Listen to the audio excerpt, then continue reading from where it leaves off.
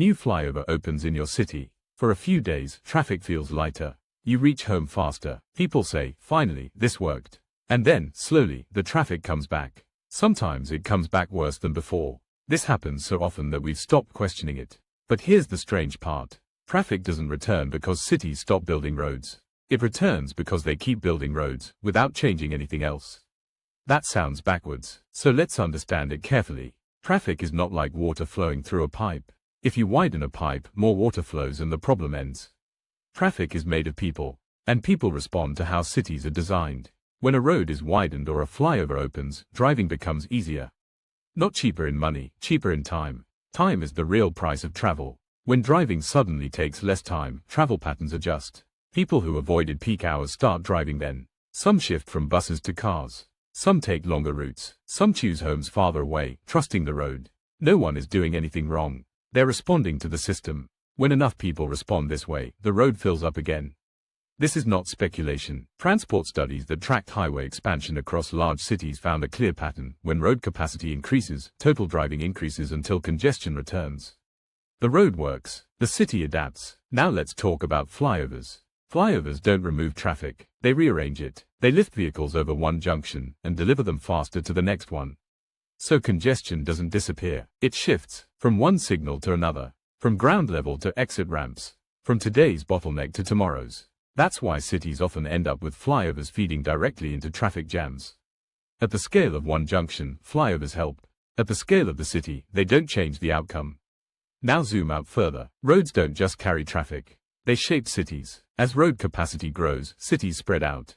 Homes move farther from jobs. Daily travel distances increase. Private vehicles become necessary, not optional. Once that happens, congestion stops being a traffic problem. It becomes a city structure problem. This is exactly how Indian cities have been evolving. Over the last decade, India has added tens of millions of vehicles to its roads, mostly two-wheelers and private cars. Road length and highway construction have increased rapidly, but public transport capacity has not grown at the same pace. That imbalance matters. Because roads move vehicles, public transport moves people. A single dedicated bus lane can carry several times more people per hour than a mixed traffic lane full of cars. This is not a new idea in India. As early as 2006, India's National Urban Transport Policy stated a clear objective: cities should move people, not vehicles. That policy didn't argue against roads. It argued against treating road expansion as the main solution to congestion. It explicitly recommended priority for public transport, walking and cycling as core modes, integration of land use and transport demand management, including parking and pricing. Over the years, this thinking has been repeated and strengthened. Niti Aayog's urban mobility discussions pointed out that Indian cities invest heavily in flyovers and road widening, while underfunding buses, even though buses carry the majority of daily trips. This is a critical insight. Metros are important, but they are expensive and slow to build. They work best on a few dense corridors. Most cities that actually improved mobility relied first on bus systems. Not buses stuck in traffic, buses given priority. Dedicated lanes, frequent service, simple routes, predictable travel time. Cities like London expanded bus priority alongside congestion charging. Seoul restructured bus networks while removing road capacity. Bogotá built a bus rapid transit system that moved metro-level passenger volumes at a fraction of the cost. These cities didn't wait for perfect infrastructure. They scaled what could be built quickly and widely. Indian policy documents acknowledge this too. Reports used by the Ministry of Housing and Urban Affairs emphasize that bus-based public transport is the fastest way to improve mobility at scale, especially for medium and large cities.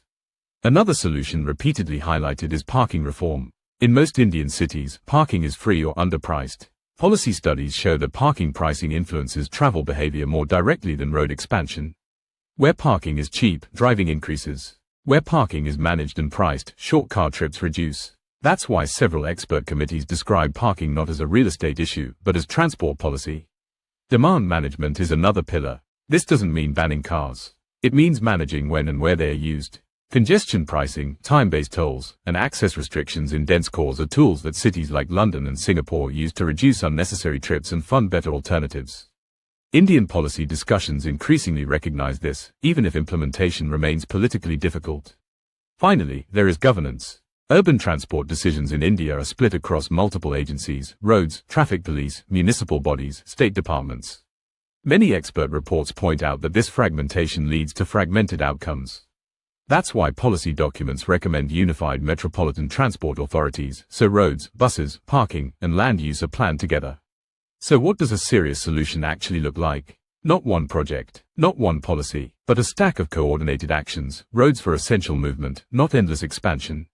Bus systems given real priority, not symbolic funding. Public transport made reliable, not optional. Parking treated as policy, not entitlement. Pricing used carefully to manage demand.